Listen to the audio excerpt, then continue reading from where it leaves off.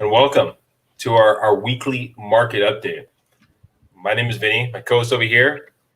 David Wright, welcome to the final month of summer, my friends, and hopefully NFL season soon. And if you've been joining us, so look at the screen right here. We've been basically doing this since, March, huh? Wow, we've been doing these market updates for a good amount of time.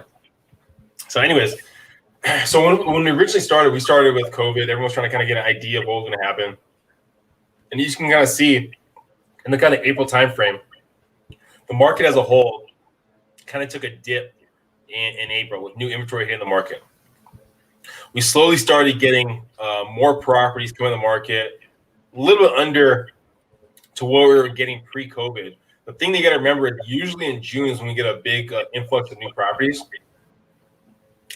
So over the last couple of months, we've been hitting down that 1,000 mark of inventory. We're slowly kind of trickling down underneath that 1,000 mark into the 936, 946. And we're seeing a little bit of a downtick in the sold. It's nothing drastic, but we are seeing that as the market as a whole. Now, when you go into under the 700,000 market, same kind of idea. 500, kind of slowly kind of venturing into the 400s, into the 6 and the 500s.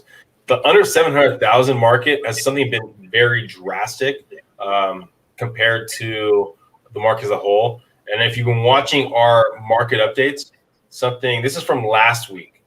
And I'm just going to take over this last section over here that you can see, the active detached properties. This hasn't been updated since last Friday, but just kind of show you 577, right, properties currently active on the market as of last Friday, with 1,600 pending properties under contract. So to take that in, right, in a balanced market, you want about 6 months of inventory, right? Okay, 6 months of inventory. That means if it would take 6 months at the rate that properties are selling for all the inventory to leave the market.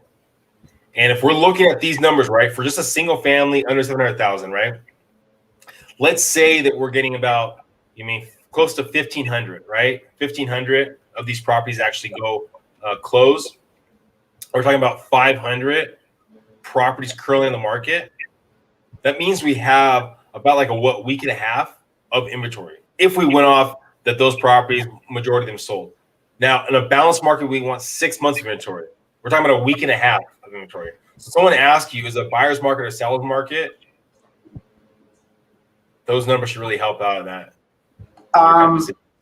It sounds to me like the pandemic mixed with the housing shortage is just mixed with global warming. We now have a disaster. Well, and you're talking about rates too. And let's get into the rates. You look at what the pandemic did for the housing market, terrible. Because it's like you had a lot of people that first of all didn't want to sell, and then you had people that didn't want to buy, and then you had people got laid off. And then the minute all this started happening, the Fed jumped in and just hammered rates into oblivion. And that's where we are right now. Once again, for those of you who joined us Friday, we talked about a little bit what the Fed's doing with wanting inflation to rise, which once again, that means your prices go up. It's supposed to strip out food and energy, but if you notice, your food costs will dramatically go up. So these low rates that you have right now are coming at a price of later on inflation, which is going to start hitting you harder. We use the chocolate milk analogy because I drink chocolate milk. It's very expensive now. It didn't used to be. And in effect, for that, you have low interest rates. So we started off today, once again, down in the low twos. Your average loan amount below 510 is like 2.75, 2.625. It's amazing. Plus APR, add a little bit of cost up in there. Your loan amounts from 510 to 701, still 3% is pretty normal. 2.875, maybe the APR 3%. That's amazing for your FHA VA buyer. You guys are in the middle twos. It is one of the weirdest times in history, Vinny. Like the different cycles we've been through with recessions, with the housing crisis, back during the state income loans, all this stuff. this is more unique right now because there's no one selling.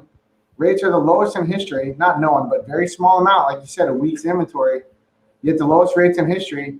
And your jumbo buyers, they're at like 2.752, which is unheard of. That's money for loan amounts over $1 million. It's an interesting time, and I'm predicting when the fall hits, it's going to get even weirder.